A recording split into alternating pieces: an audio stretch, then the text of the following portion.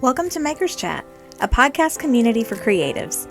I'm your host, Danielle Kaminsky, artist, maker, and educator from Spartanburg, South Carolina. Join me as we share our stories and explore the topics that are most important to creative entrepreneurs and makers.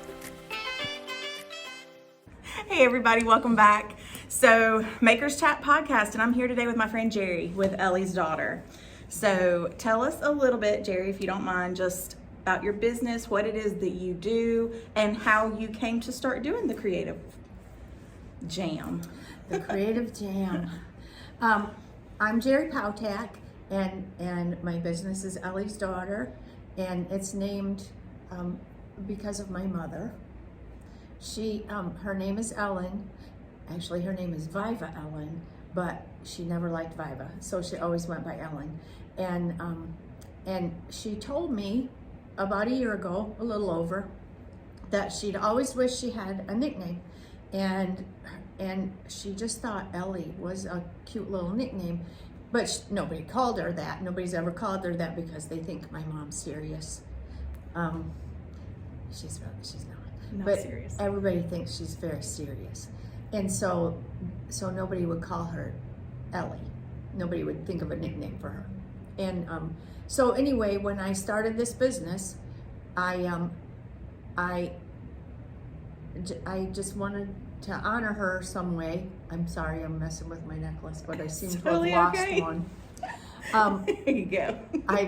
I wanted to honor her in some way, and so I named my business Ellie's Daughter, because that's who I am.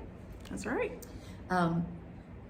And she has always been creative, and my grandmother has always been creative, and my grandma was creative, and my dad is a woodworker. He's always been creative. So I come from a bunch of creatives, and last September I retired from 35 years of raising puppies, and I've always dabbled. I've always done something creative, and so I thought, oh, like this painted furniture, I like it, and so I started painting furniture, and now I paint furniture, and I make I take old throwaway stuff, things that people just toss, and I turn them into something. Take old things and make them new again. Yes, that's what I do. And beautiful, beautiful work. Oh, thank you. Yes. So I always ask just a handful of kind of random questions. Number one, what is your favorite beverage? Coffee. Black Coffee. Sometimes I like a frou-frou. Once in a while I like a frou-frou, but usually that's because I'm hungry. How many cups of coffee a day do you drink? You'd rather not say? Many. Many. Many. And I discovered that, and probably people out there already know this, that that people that have ADHD will often self-medicate with caffeine. Yeah. And I didn't know this until I was told by a doctor when they were asking me about my caffeine intake, and I told them, you're not gonna lie to the doctor. And she said, you're self-medicating. Well, it works. I believe it. My husband is a soda addict, and he says that that's why too. That it's with his ADD, it really helps him. Yeah. And it absolutely does. It absolutely does help me. Like, I drink one before I go to bed at night so I can go to sleep. Oh, wow. Mm-hmm. Huh. Well, I tell you, I've always self-medicated with caffeine. I don't think I have ADD, but who knows? Because she's rolling her eyes. I can be a bit of a flake. She could have. I could. It's a possibility, but not really. I don't take that lightly. I know a lot of people struggle with it, where I don't feel like I've struggled, but I'm so grateful for my ADHD. Really? I really am. How so? Well, I don't get bored. That's because I always have, 3 or 4 things going at once. Mm-hmm. So if I get tired of one, I just go to the other. And And another thing I didn't know, we have further peripheral vision. I did not know that. Yeah, which is why we go, oh, look, something shiny. That There's kind a- of makes sense. It's Yeah. easier to distract Yeah. because you have more in your field of. Right. Oh, look, a chicken. Yeah. Huh. Because we see more, like I see, you see further back in your peripheral vision with it when, I guess, That's pretty cool. is what I've been told anyway. And I do. I mean, I tested it when somebody told me that. I was like, really? Oh, I can see that. Can you see back this far? And they said, no. So. That's really cool. Mm-hmm. So tell us a little bit about your creative process when you get ready to go make something. What does that look like for you? Do you have the idea first? Do you have the piece first? How does that work? Gosh, probably both. I mean, I've probably done it all of those ways. An old board, now that's my favorite. As soon as I see an old board, I can tell what it wants to be painted on it. That's fine. That's, those are cool that way. Now, as far as a piece of furniture, I don't know if I ever finish it the way I started it. It changes as you go. Yeah, like I have in my head what I want to do with it. I look at it and I figure, that would look really pretty, like da-da-da. And then I start painting it, da-da-da, and it either doesn't turn out the way I had it in my head, even if I'm using the colors I thought I was going to use. Yeah. It doesn't turn out the way I pictured it, or it's not turning out, and so we just change. Just change directions. Yeah. Yeah. What's your favorite technique? Do you have a favorite technique for painting furniture? Everything I do is textured and like things hidden. Okay. You know, like there's a little something underneath of the layers or something. There's always a little something hidden. Okay.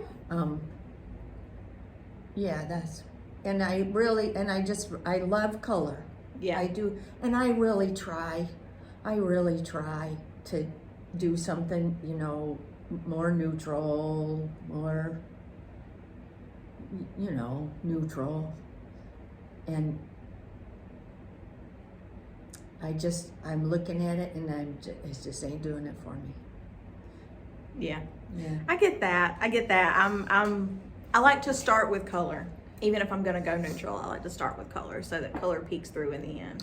Right. And I don't paint as much furniture as you do, as far as volume, but yeah, I like to have some color in there, even if it's neutral.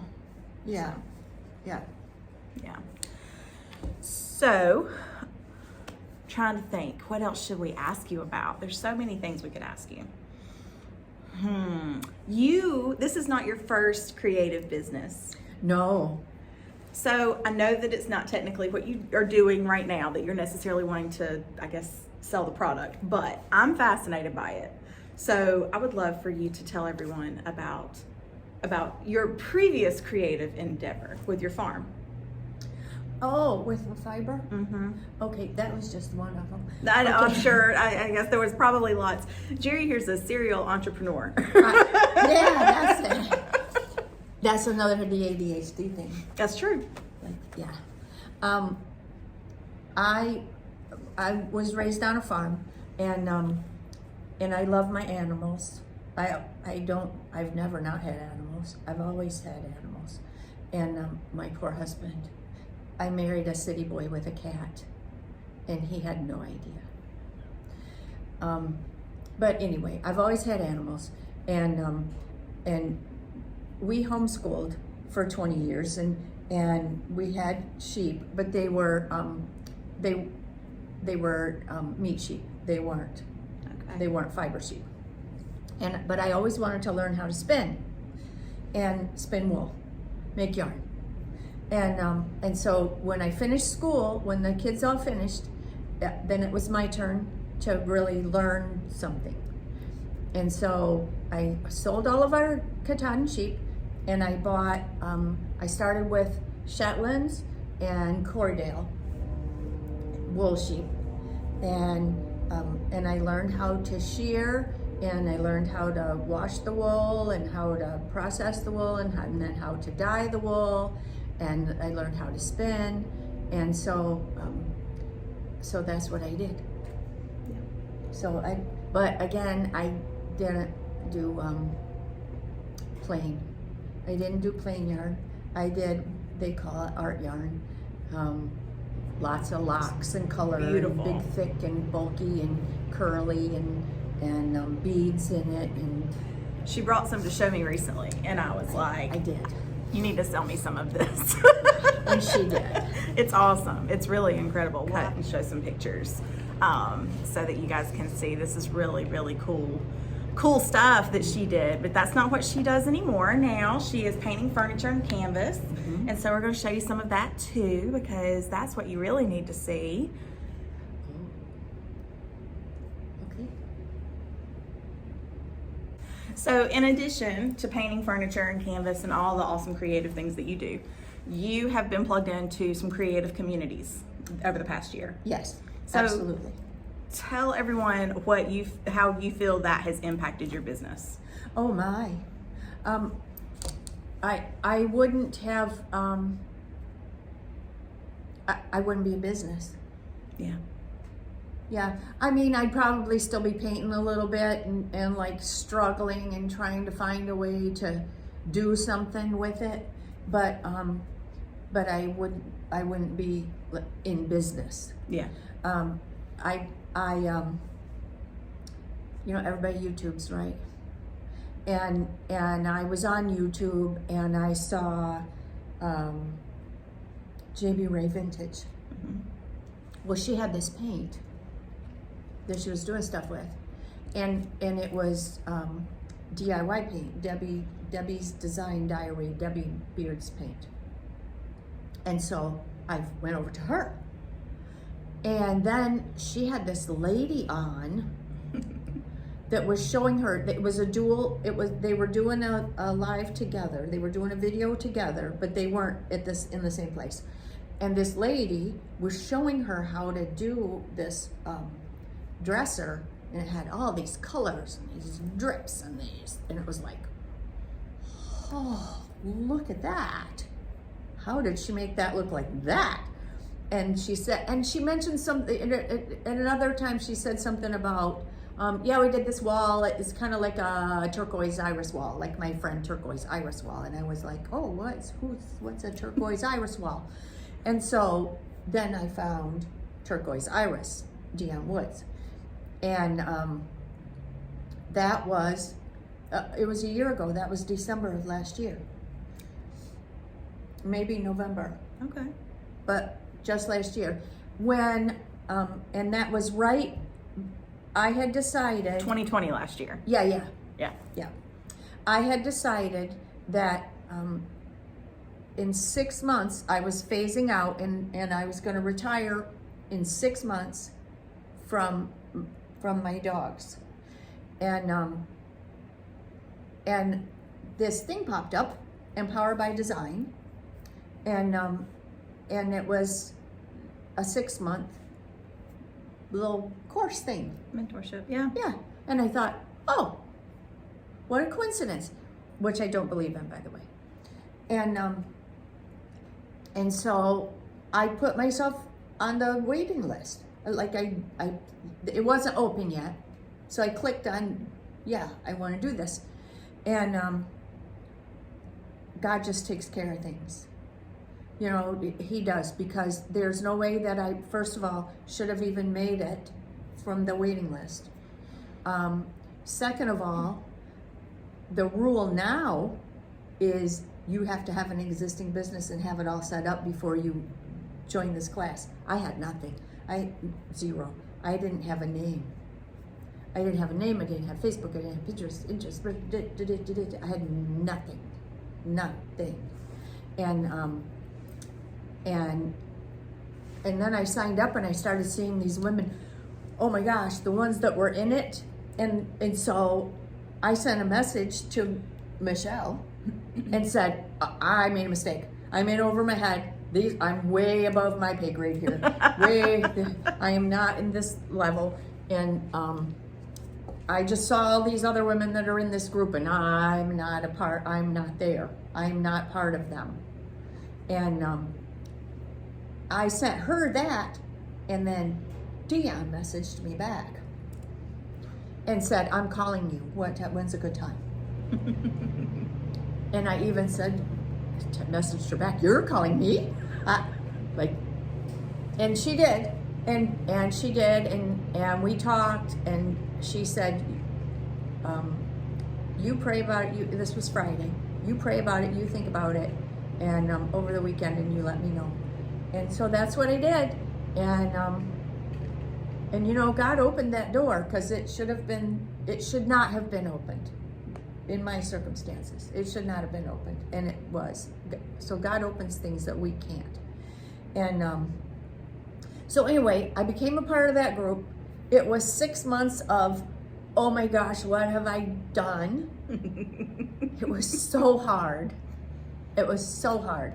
But I met this lady and several others, and these are friends that will be my friends forever until death do us part.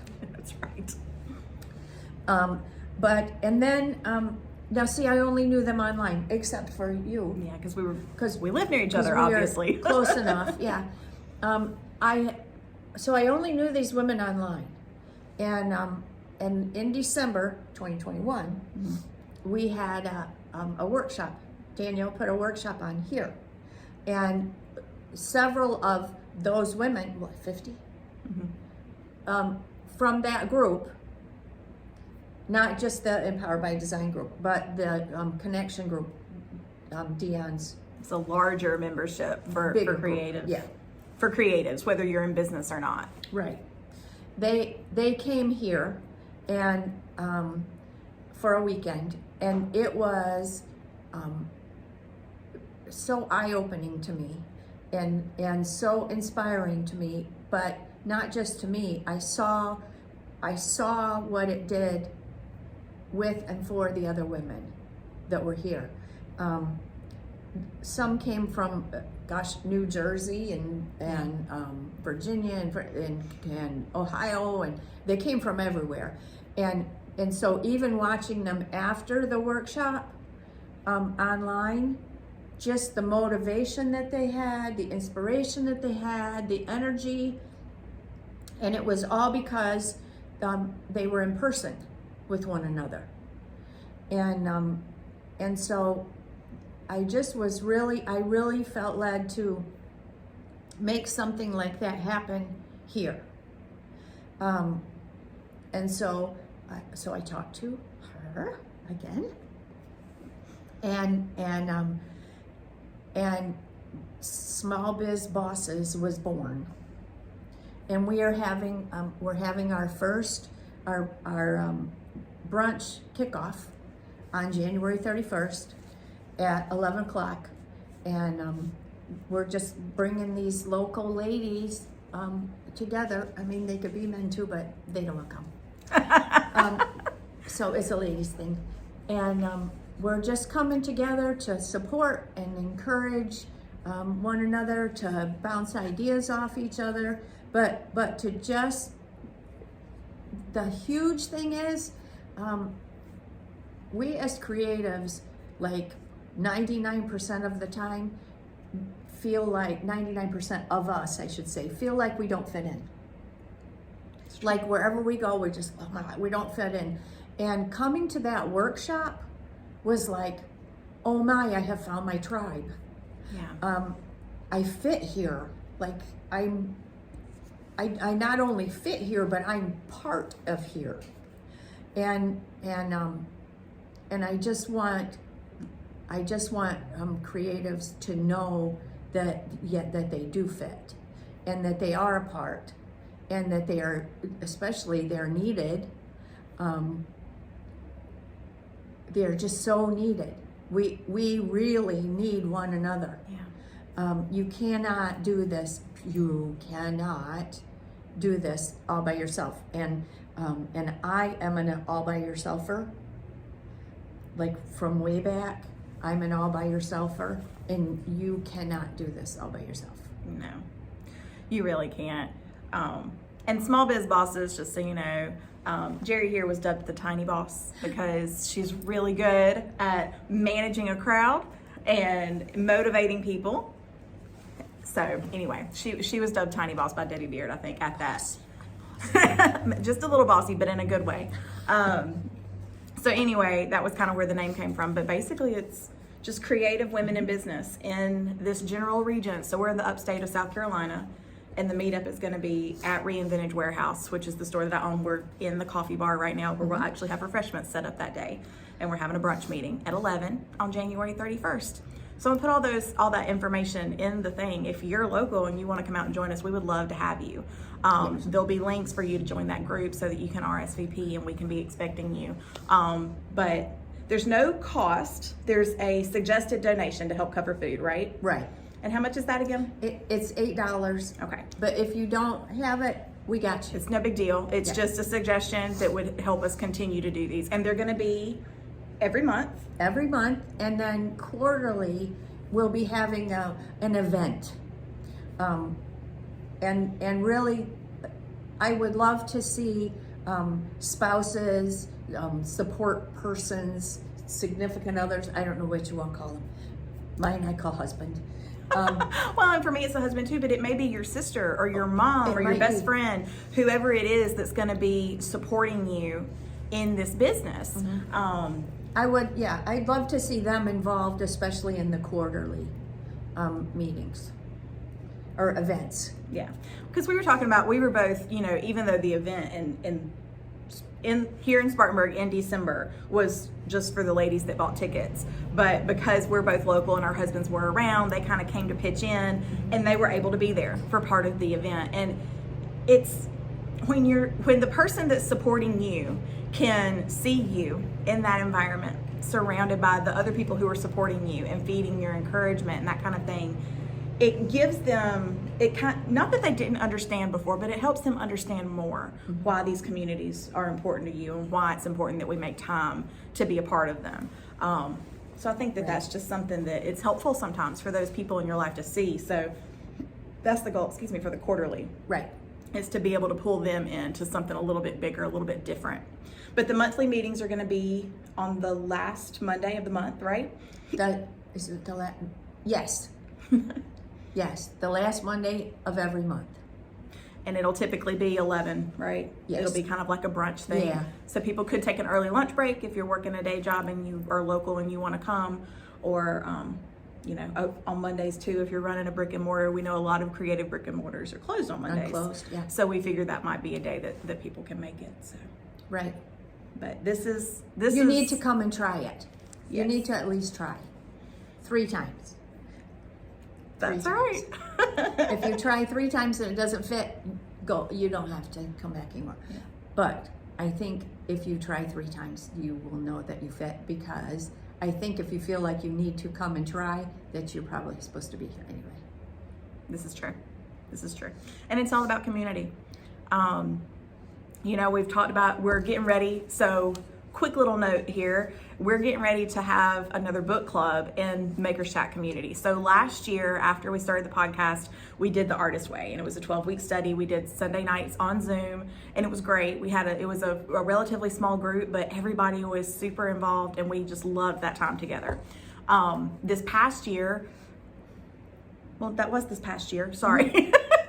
But anyway, so I started a membership group this last quarter called the Mill, and we did a book club. We do it on 5th Fridays. So months where there's a 5th Friday, we have a book that we read.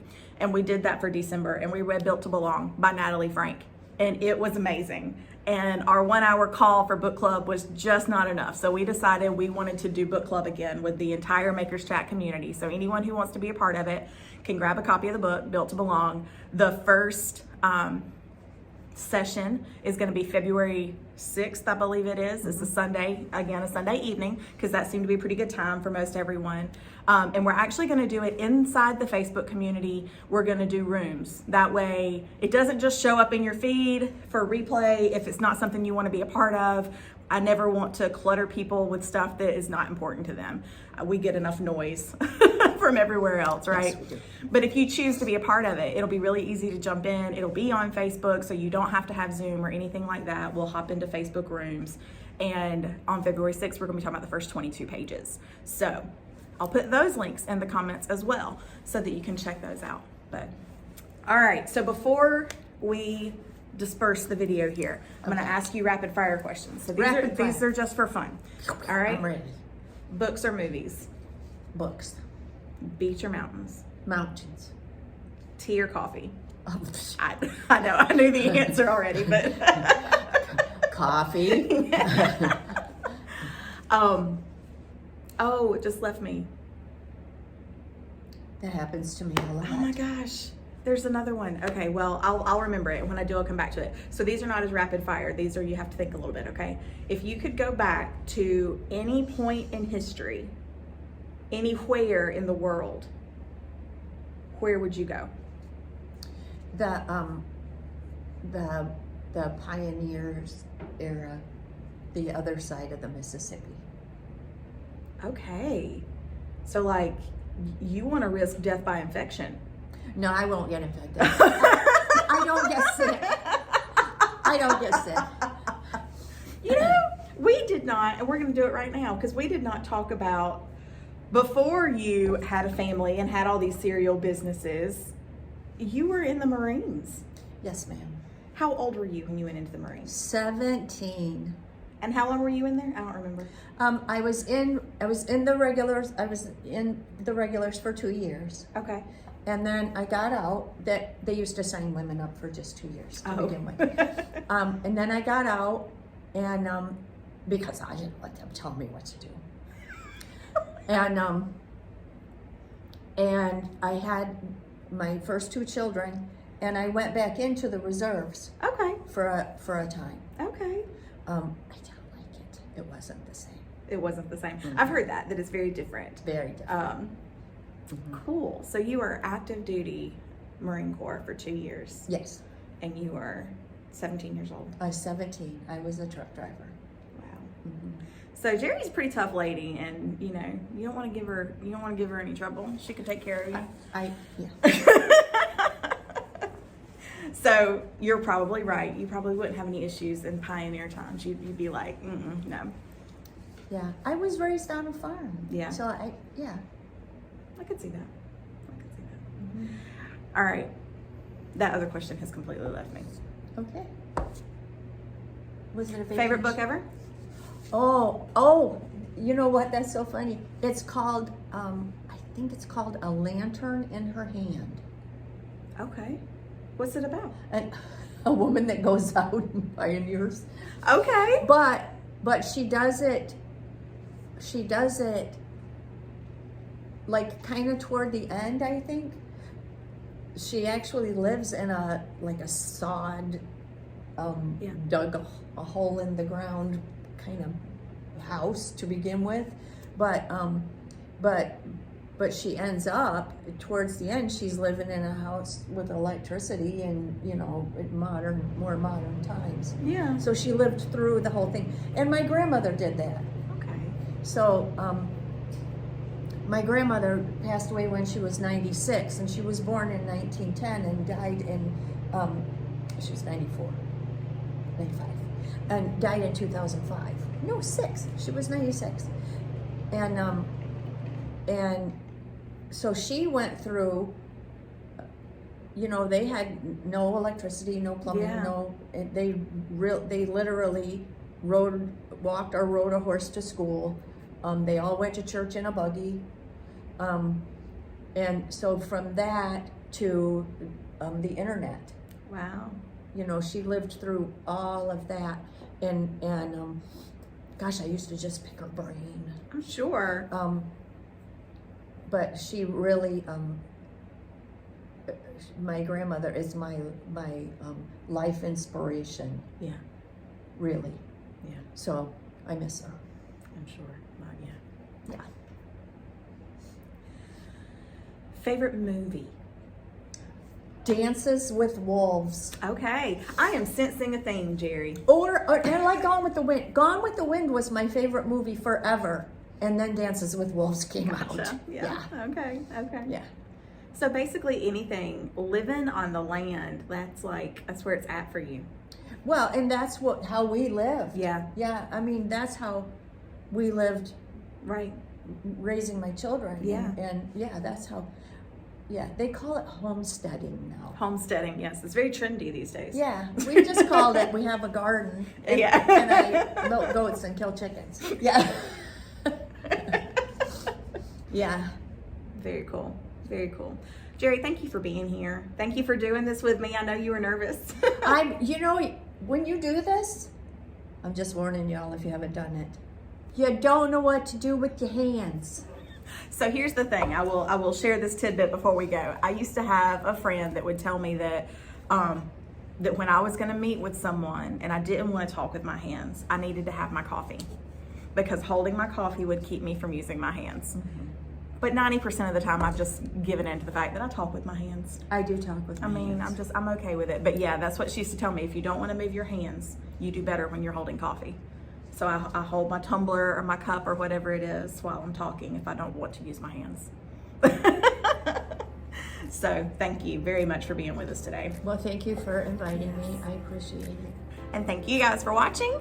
And we'll be back again next week with a really exciting announcement. So be sure to mark your calendars. That's all for this episode of Makers Chat. Thank you guys for tuning in.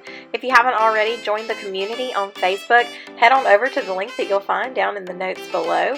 We are getting ready to start another book club in the Makers Chat community. We're reading Built to Belong by Natalie Frank, and our first book club meeting will be happening on February 6th, which is a Sunday evening.